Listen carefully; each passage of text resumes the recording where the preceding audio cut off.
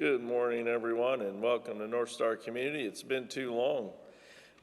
In between holidays and COVID and everything in between, and my technical inability to somehow get my videos to the right places. Anyway, so I'm glad to be back.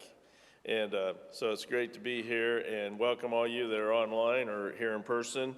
And just looking forward to a great year of recovery. And for many of us, we're somewhere in that, where it might be at the beginning or might be getting where we're getting better and further away from all the dysfunctional behaviors we've done. But wherever you're at in your journey, welcome and looking forward to a great year. So we keep talking about, I can talk a lot about toxic shame, and we're going to continue to do that. And I realized that I probably hadn't really made a connection like I should have, is that really when we're talking about overcoming toxic shame, what we're really talking about is really coming to believe in God's grace and mercy. If we can believe that, then we can really start letting go of toxic shame. But if we do not buy the concept that we are forgiven for what we've done, that God's mercy is greater than anything we've done, then we're not going to get where we need to.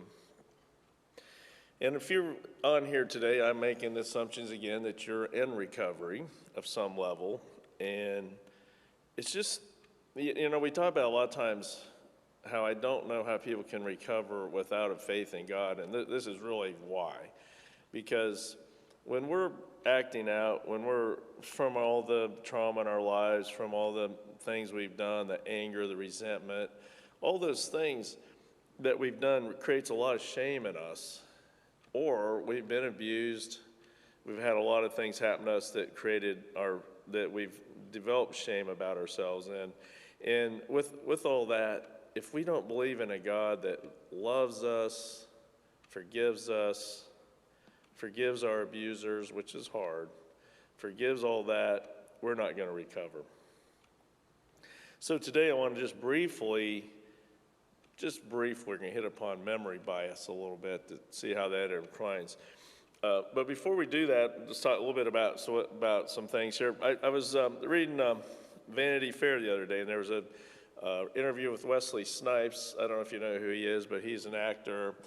And I think he went to prison for 5 or 7 years. I can't remember how long it was. I'm not even sure what it was. Something about, I think, tax evasion and all that. But so they're interviewing him, and I thought he had a pretty good definition of what faith is. He goes, having a belief system reminds me that there's a divine force moving in, within, around, and on my behalf for me. Well, maybe a little self-centered there, but I think it's pretty good. That's a belief system you need to have when you're getting through life and when you're facing all the things and when you're definitely in recovery. And you know, it's so much of what we carry with us. We have so much of our shame and our all those things that create so much anger and resentment in us. And you know, we where's God at when bad things happen, and where's God at when we see the tragedies in life and the evil that's out there and the mistakes we've made and people who've been evil to us, all those things.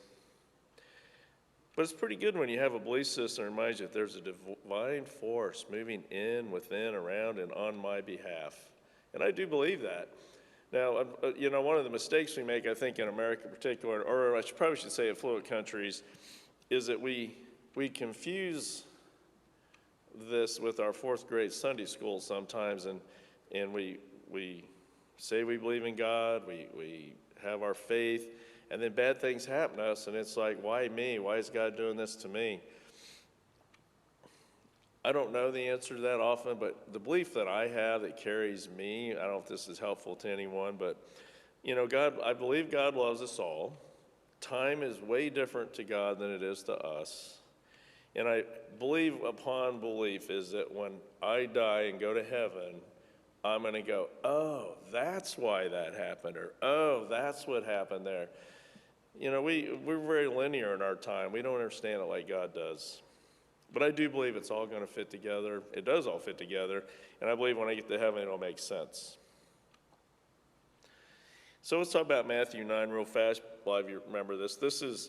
Jesus is walking through a crowd, and a woman who has had 12 years of hemorrhaging touches his robe. So let me read this. So just then a woman who had hemorrhaged for 12 years slipped in from behind and lightly touched his robe.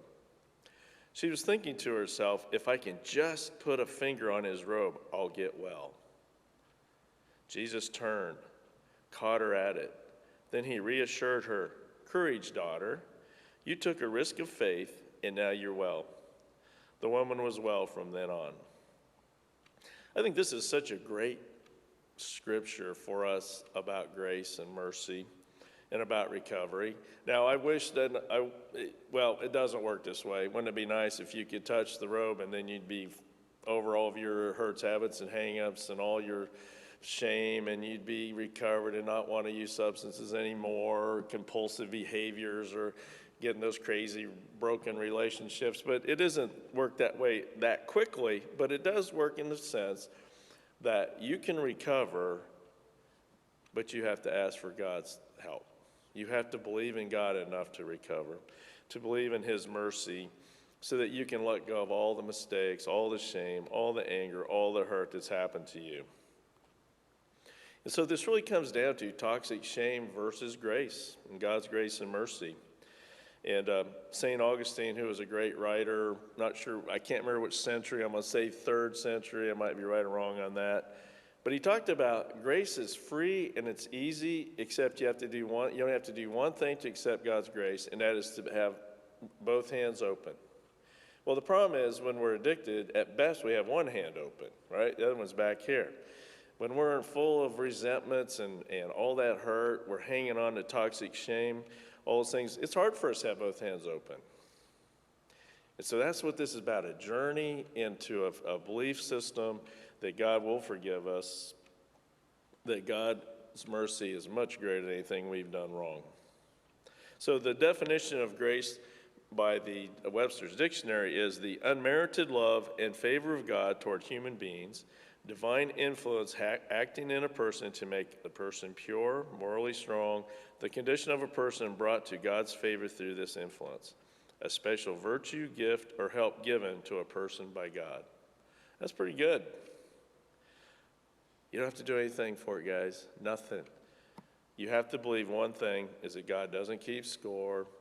He's not holding things against you. He's not punishing you. God doesn't work on the karma basis, anyway, I won't get in that one, but karma drives me crazy. It's so not what God is.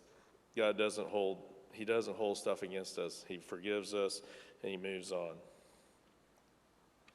So if you can hear me talk, I'm going to talk a little bit about trauma and abandonment, because I think it feeds so much of the addiction in our lives and so much of the hurt and the anger and the dysfunctional behaviors. So PTSD, I saw this definition today, I thought it was pretty good. Post-traumatic stress disorder, a disorder in which your fight or flight or stress response stays switched on, even when you have nothing to flee or battle. The disorder usually develops after an emotional or physical trauma. Symptoms include nightmares, agitation, insomnia, angry outbursts, emotional numbness, and physical and emotional tension. Doesn't that sound fun? But for us to have trauma, we know what we're talking about here. Then we have CPTSD, which is complex, and then this is for you then your childhoods who were in abusive childhoods that you've had to face over and over and over. You couldn't get away from it. You were immobilized. You had nowhere to go. You had to just stay there and live with it. That's CPTSD, and that one's even a little more difficult to overcome than PTSD. The problem is with CPTSD and with ongoing PTSD is that you come to really see that as normal. And it's hard for us to overcome that. And really, then what we do is we spend a whole lot of time surviving. So what happens when we have PTSD? We have difficulties connecting with others. We are agitated all the time. I've had people tell me about, I do fine until 3 people get in the room. If I have more than 3 people in the room, I become agitated. Or people have triggers and they have flashbacks that create agitation in them, and they're just tense and angry and all those things. Restless, obviously a lot of substance abuse goes with this, a lot of depression, a lot of anxiety. And I think sadly so much toxic shame comes with this one. So I always like what my professor, Dr. Heffler, used to say all the time: I don't care about your childhood, I just care about how your childhood affects you today. And that's what we're looking at. How can we get rid of this toxic shame? Because remember, shame is good. When I do something wrong or bad or I'm mean to someone, I need to feel shame. That means I won't keep doing it because I don't like those feelings. But toxic shame tells us that we're a problem, that our very being, our very core of us is wrong. So you've heard me talk about the ACE for you that have been with me some. If you haven't, the ACE is Adverse Childhood Experiences. And what this did, it's a 10-question survey that was used. They did a lot of research with it. They're still using it a lot. It's such a great one. We use it at NorthStar all the time to really help people see where they are. It validates and objectifies a little bit some of the trauma people have faced. So what it does is it measures abuse, neglect, and dysfunctional behaviors. Research strongly suggests with the ACE that if you score 4 or more, you're going to have all sorts of issues. Right? 3 is high, 4 is even higher. So much of the stuff that happens with us is because of these things. And if you scored more than a 4 in this, you got some stuff to deal with. And so if you don't know what I'm talking about, go online, you can find the Adverse Childhood Experiences. The problem for us and what we try to work on all the time at NorthStar is being able to become aware of how these experiences have affect us today, and then help us to overcome those. It's not easy, and abuse never stands alone. We don't just outgrow abandonment trauma without intervention. We have to do things. The other thing that we have to realize is with our brains is our brains are not time-based. So that's the thing that probably gets us in a lot of trouble. We don't understand. It kind of gets to the memory bias we're going to talk about. But I'm sitting here. I was traumatized as a kid. I'm driving down the road and a song from my childhood comes up and I immediately start feeling agitated. I immediately start feeling angry. I immediately start feeling uncomfortable. You see how our brain doesn't understand time. It understands what we tell it, understands what we feed it. And so when you have that happening in your life, it keeps us from getting where we want to. And our stated goal in NorthStar is to have a rich, full, meaningful life, which means we're connected to God, we're connected to people, we have a purpose in our life, we're at some level successful in relationships and professionally, financially. All those things are a rich, full, meaningful life. But when we're busy surviving, I know people who are wildly successful money-wise, but are wildly miserable because of their survival mode. Or I know people who you look at their lives and it doesn't really warrant being as stressed and anxious and depressed as they are, because so much of it comes from earlier times in their lives that are not resolved. And I think the biggest, so here's just some more examples of the ACE statistics that help. So if you score a 4 or more, you have a 15% greater chance of heart disease, COPD, and other immunological diseases. If you score 6 or more without intervention, always make sure I say that, people who score 6 or more die on average 20 years younger than individuals who score 0 on the ACE. And that's just, I don't know what else to say to make my point here. Because we engage in high-risk behaviors when we're at 6 or more. We smoke too much, we eat too much, we fight too much, we drink too much, we drive too fast, we resent too much, we do blah, blah, blah. We do high-risk behaviors that create so many reasons for us to die. So here's some other things for you just to illustrate how our childhood affects us. If you score 4 or more, if you're a woman, you have the chance of being, you're 66% more depressed than people who score 0. For men, it's 35 percent more, sorry. People were 7 times more likely than adults with 0 score to become an alcoholic, which we talk about all the time in NorthStar. Like I said, so about 12%, and I have a little trouble with 12% myself, but what it shows statistically is that 12% of the people who take the ACE score 3 or more. I can tell you in our NorthStar meetings that we are, I would guess, at least half have scored 8 or above, and then another large group has scored 6 or more. Very, very few of us in there have scored 0. And it just tells us how pervasive trauma and abandonment is in our addiction lives. So the problem is with this is that this childhood stuff becomes powerful and it becomes overwhelming. And what we do is we have to find ways to avoid it. And that's where our hurts, habits, and hang-ups come in. So it's important for us to figure out ways to become aware of how our trauma and abandonment is affecting us so that we can move on. And so that we can find ways to move forward, because it's so hard. Because the problem is, if we're not careful, all we're going to do is we're going to live in a life of protecting our shame, hiding our shame, trying to figure out ways to live and survive through the day. And surviving just really isn't a good way to live.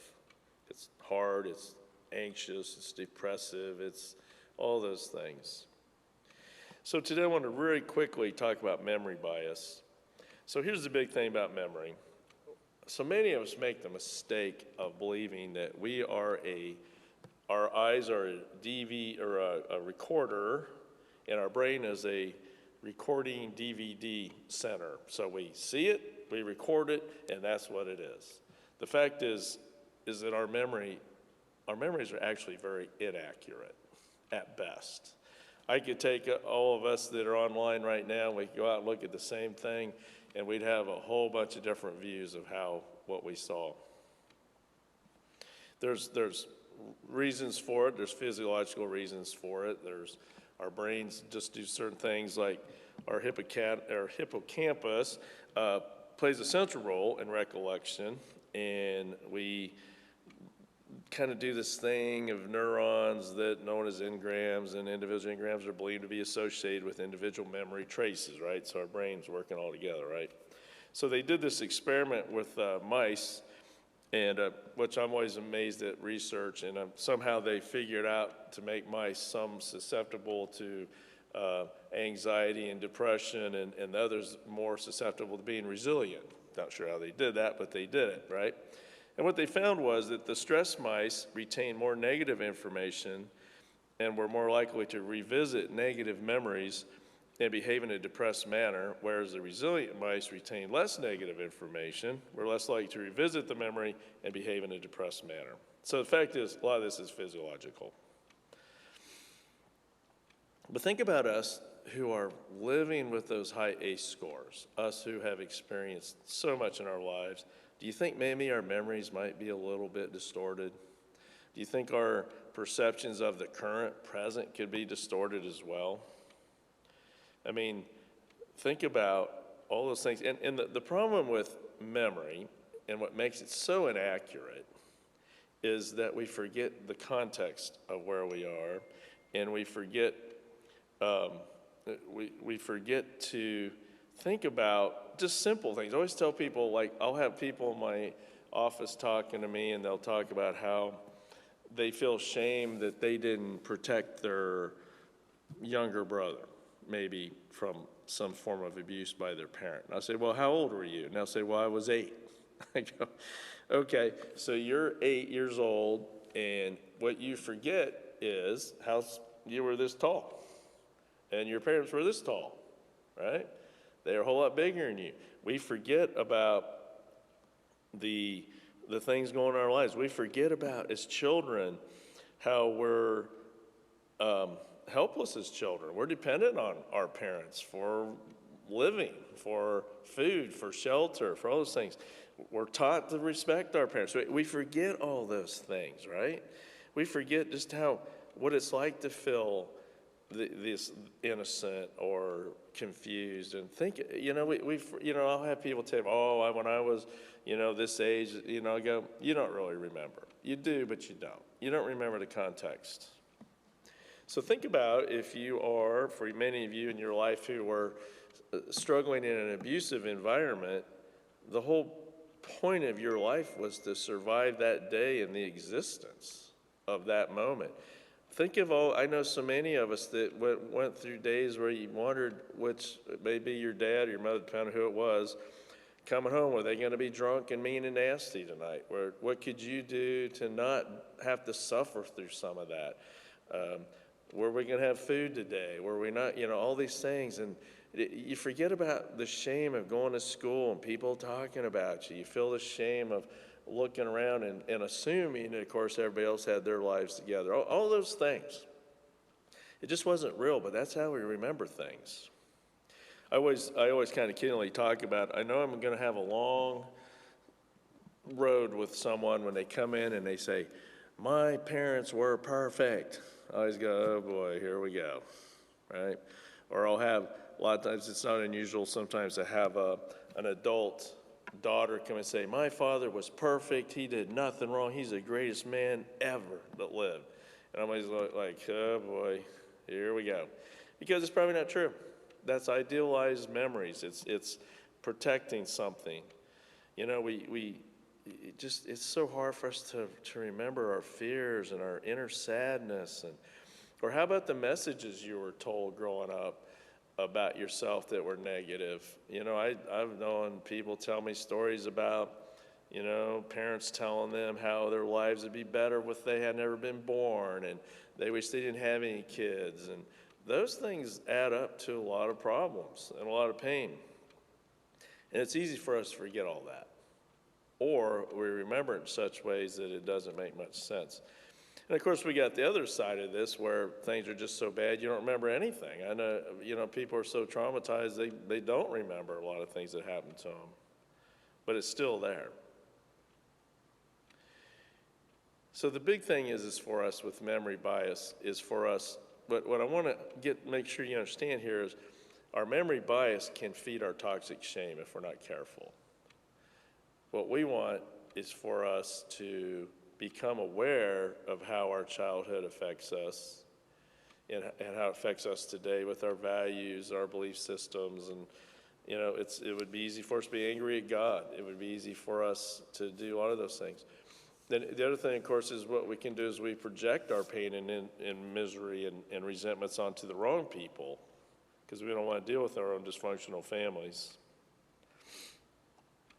So all I want you to hear with memory bias is we're not DVD recorders. How we remember things are not accurate. They're probably not true in many ways. And for us, that when our ACE scores are high, there's a really good chance your memories are either too idealized or they can also be too negative. We can see everything is bad, and that probably wasn't the case either. So we have to we have to realize that, again, then let's try to put some reality to our childhoods, become aware of how it's affecting you today, and start to realize that our memories aren't accurate. May help us in recovering and getting past some of our toxic shame that we have.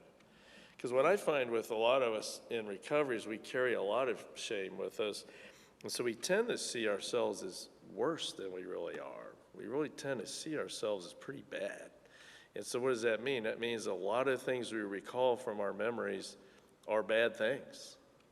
They're the things we don't like about ourselves, the things that we blame ourselves for from our childhood. Again, if I shouldn't have let Uncle Joe come into my room every night, I should have stood up to him. That's not real. That's not real. And so I hope that we can at least understand from this that our memories can be a problem here if we don't manage them. And that's really all I'm trying to say today. So what we have to do is we have to become conscious about the fact that we are not inadequate and we're not powerless. We're not perfect, but we're okay. I always love to do this, people. I was reading one time a psychologist saying that every time you say something good to someone with toxic shame, they always look away. So I do this a lot. I'll go, you're not that bad. And the number of people that look away from me when I say that, because they can't fathom the thought that they're okay. And a lot is because of those negative, inaccurate, idealized, or overly negative memories that we carry with ourselves. So again, we have to realize that our memories are biased and they're not accurate. And we have to come to understand that our past affects our present. And that's what recovery is all about, is helping us to let go of that. Because really all we have is today. And that we can make a cliche out of it, but one day at a time is absolutely necessary. Third, we have to recognize our destructive, addictive thinking and addictive behaviors are there because of our past memories. Many of them are. Certainly, I'm not downplaying the actual physiological addiction that happens, but if we can tackle these past memories, these past trauma events, sometimes that physiological part gets a little less pervasive. And so we have to realize what we're doing to continue feeding the toxic shame furnace that we do. I know many people who are so addicted to their toxic shame, it's hard for them to think of anything but living that way. And so we have to be patient and we have to be kind to ourselves. We have to take time. I wish that we could have like the scripture where the woman touches Jesus' robe and she's healed. I wished it was like that, but it's not that way. With recovery, it takes time, it takes diligence, it takes resilience, it takes a belief that we're valuable and worthy with God and we're valuable and worthy with ourselves enough that we can change so much of what we believe about ourselves. And if you've heard me, you'll hear this over and over, but it's true. The other thing is you have to get healthy people in your life. If that doesn't work, try a second one. You have to get healthy people in your life. First two don't work, try number 3, get healthy people in your life. You cannot recover by yourself.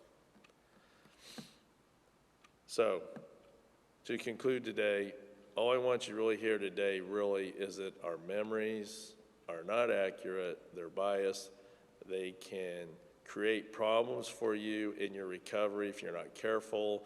You'll either over-idealize or you will have way too many shameful memories about you and you'll forget the good things you've done.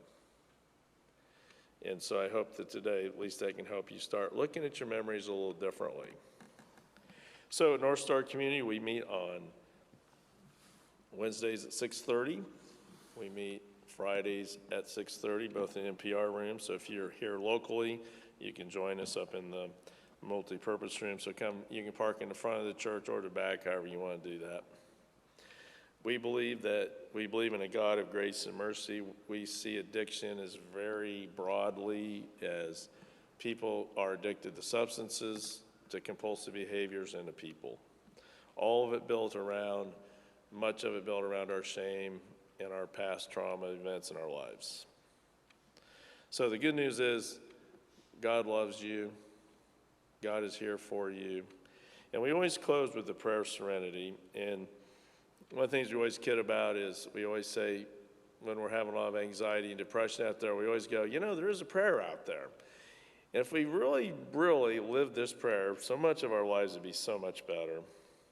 Because you know what? You cannot undo your past. You cannot turn the clock back. But you can learn to live with your past. You can learn to even see it as a gift eventually. That's what gives me hope, is that the people who have truly recovered would not really take away much from their past, because then it wouldn't be who they are today. So I see everybody as a potential someone who will be recovered and will be out there, instead in step 12, be there for others. That's what it's all about. So let's close with a prayer of serenity. God, Grant me the serenity to accept the things I cannot change, courage to change the things I can, and wisdom to know the difference. Living one day at a time, enjoying one moment at a time, accepting hardships as a pathway to peace. Taking, as Jesus did, the sinful world as it is, not as I would have it. Trusting that Jesus will make all things right if I surrender to his will, that I may be reasonably happy in this life and supremely happy with him forever in the next. Amen. All right, well, thank you again for joining us, and I'm glad to be back, and looking forward to a great 2022. Thank you.